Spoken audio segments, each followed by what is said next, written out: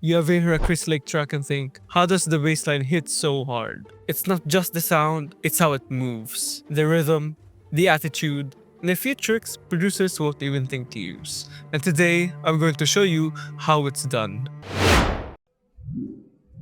In this video, we're going to break down that signature Chris Lake bass line, from the raw groove to its sound design, to the processing chain that makes it slam in the mix. Before proceeding, I would like to let you guys know that this project is built from scratch using our sample pack, Mirage Volume 4, loaded with one-shots, MIDIs, loops, exact for his style. Now let's get into the tutorial. So this is how the project sounds like without any bass line.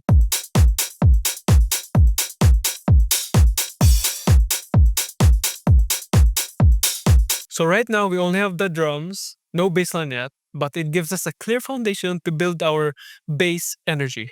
Now, for this project, we're going to use Serum 2. So let's load up Serum 2 to our track. Now let's create the bassline.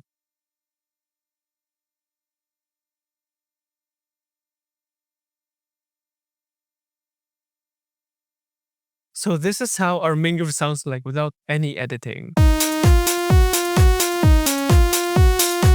So it's kind of bland, so what we can do is make it tighter. So how do you do that? So let's select all the MIDI notes and let's just make it shorter. Now the reason that we shorten those notes is to let our drums breathe, but of course also give the tightness that we want for the bass. So this is how it sounds shortened.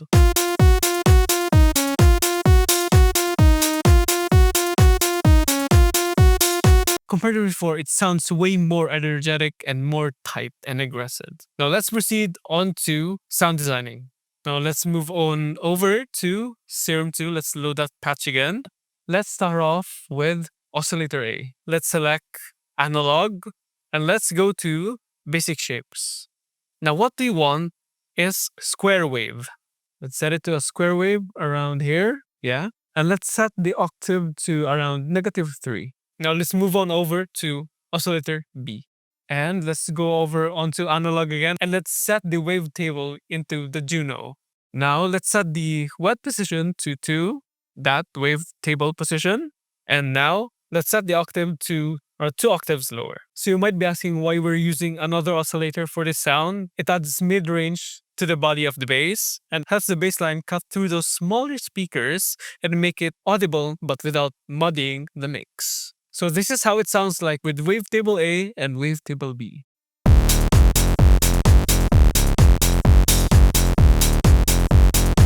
It sounds a bit girthy now, but we can fix it later. Now let's move over to envelope 1 to shape how each note sounds like when it's played. So the only settings we need to change are the decay, sustain, and release. So first, let's set the decay to around 300 milliseconds. The sustain to around between -7 to -8. So let's set it to around here. And the release, let's increase it to around 130 milliseconds. So this is how it sounds like with the envelope 1 turned on.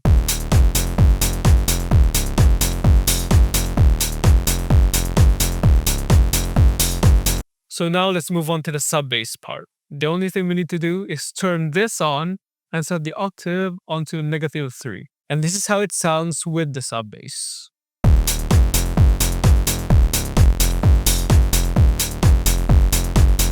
So now let's move over onto filtering. So what we need to do is only click filter 1 and let's set the filter type to MGLO 18.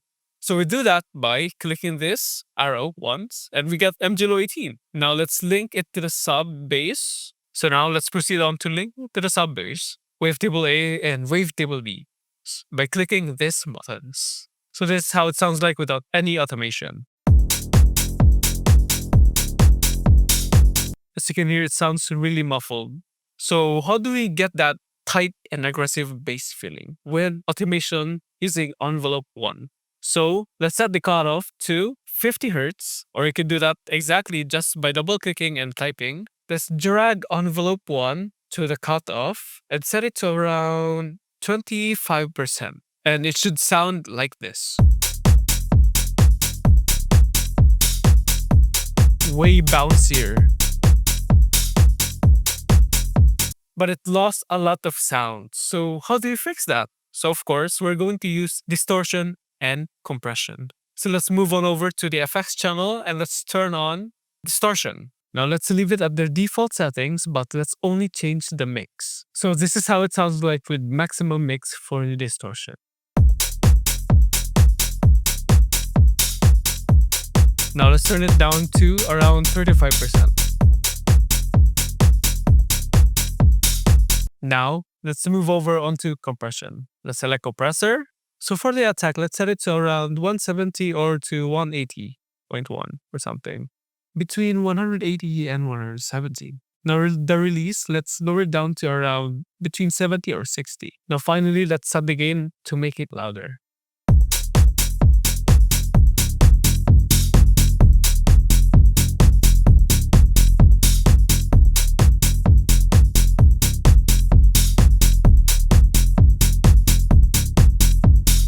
Now for the final part for this sound, let's add sidechain. So my favorite plugin for sidechain is Kickstart 2, of course. Now we're going to use the second one.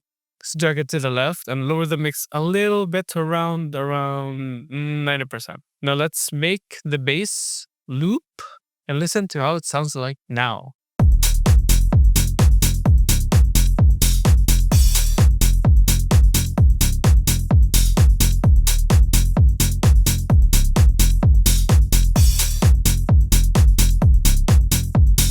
And that's the backbone for a proper Chris Lake style bassline. Clean rhythm, smart space, and sounds that just hit. If this gave you some ideas, hit like, hit subscribe, and let me know what you want next. If you want to achieve a similar sound, make sure to check out the Mirage Volume 4, the link is in the description. And I appreciate you guys, thank you for watching, and I'll see you next one.